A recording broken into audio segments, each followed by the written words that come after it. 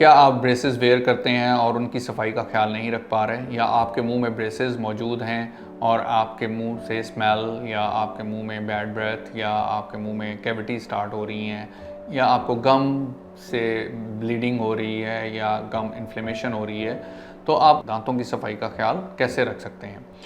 इसके अलावा दांतों में जब ब्रेसेस का प्रोसेस ख़त्म हो जाता है तो आप रिटेनर्स का क्या रोल होता है और रिटेनर्स की सफाई का ख्याल कैसे रख सकते हैं। इन सब चीज़ों के बारे में जानने के लिए आप इस वीडियो को ज़रूर देखिए।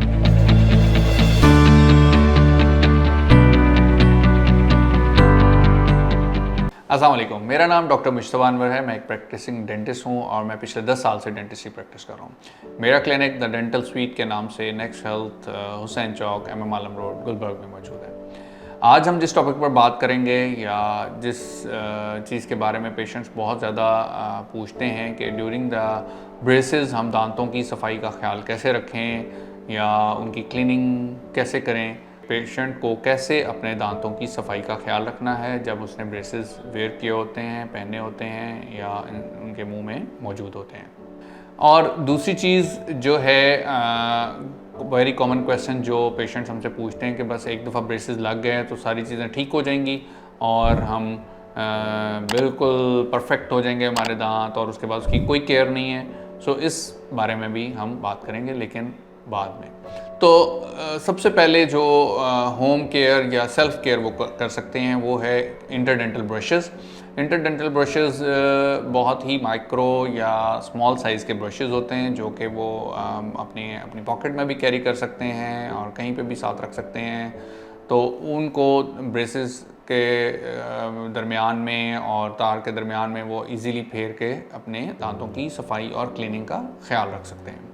दूसरी चीज़ ऑर्थो ब्रशेज़ जो कि स्पेसिफ़िकली ऑर्थोडोंटिक ब्रशेज़ जो कि स्पेसिफ़िकली बनाए ही इसी पर्पज़ के लिए गए हैं, जिनमें स्मॉल ब्रिसल्स आगे मौजूद होते हैं, वो दांतों की ब्रेसेस की सफाई का ख्याल रखते हैं। और तीसरी चीज़ माउथ वॉश का इस्तेमाल किया जा सकता है और इसके अलावा नीम गर्म पानी में नमक डाल के कुल्ली भी की जा सकती है, जिसको हम ल्यूक वार्म वाटर कहते हैं, ताकि मुंह की सफाई हो सके और कोई भी इन्फ्लेमेशन या जो गम डिजीज़ अगर शुरू हो रही है तो उसको हम कम कर सकें। तो ये चीज़ें तो वो हो गई जो कि घर पे केयर या सेल्फ केयर कर सकते हैं।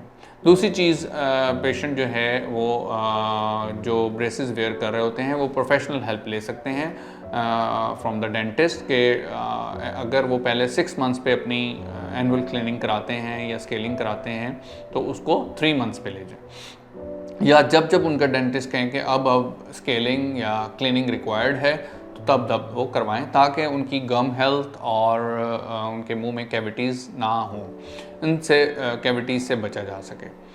तो ये हो गया कि प्रोफेशनल हेल्प कैसे ली जा सके। इसके अलावा प्रोफी और पॉलिशिंग एंड डिफरेंट एड्स के थ्रू भी डेंटिस्ट जो है उनके दांतों की और ब्रेसेस की क्लीनिंग कर सकते हैं। समटाइम्स ब्रेसेस को उतार के भी जो है वो क्लीनिंग करना पड़ सकती है। ये सब चीज़ें तो हो गई ड्यूरिंग द ब्रेसेस, या ब्रेसेस जब लगे होते हैं और जब ट्रीटमेंट चल रहा होता है तब हम क्या क्या एड्स ले सकते हैं।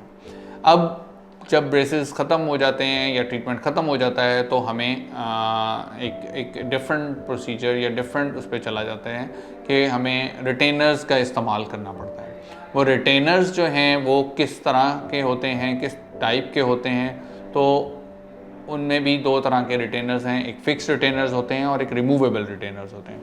जो फिक्स रिटेनर्स होते हैं, नाम से ज़ाहिर है कि वो डेंटिस्ट आपके मुंह में फ़िक्स कर देते हैं और वो वहीं मौजूद रहते हैं।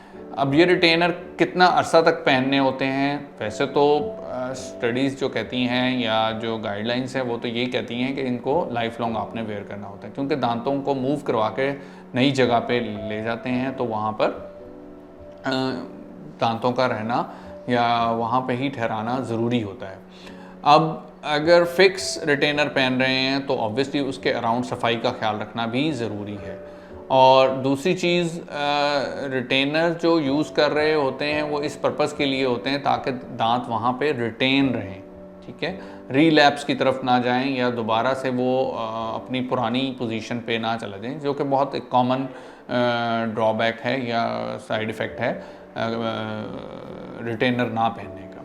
दूसरे टाइप के रिटेनर जो कि रिमूवेबल रिटेनर हैं, वो भी प्लास्टिक की शीट की तरह आपने पेशेंट ने पहनने होते हैं और उसको मैक्सिमम टाइम पहनना होता है, सिवाय जब खाना होता है उस वक्त उतार के खाना है। लेकिन उसमें भी दांतों की क्लीनिंग का बहुत ज़्यादा ख्याल रखना होता है।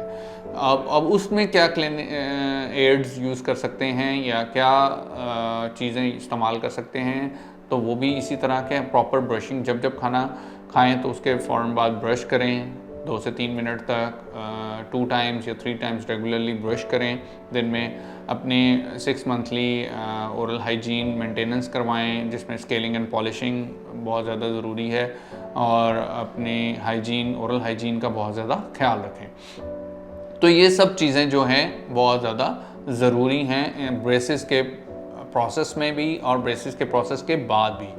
जिस तरह हमने शुरू में बात की थी कि लोगों का वेरी कॉमन क्वेश्चन के बाद में हमें कुछ नहीं करना पड़ेगा, तो ऐसा कुछ नहीं है।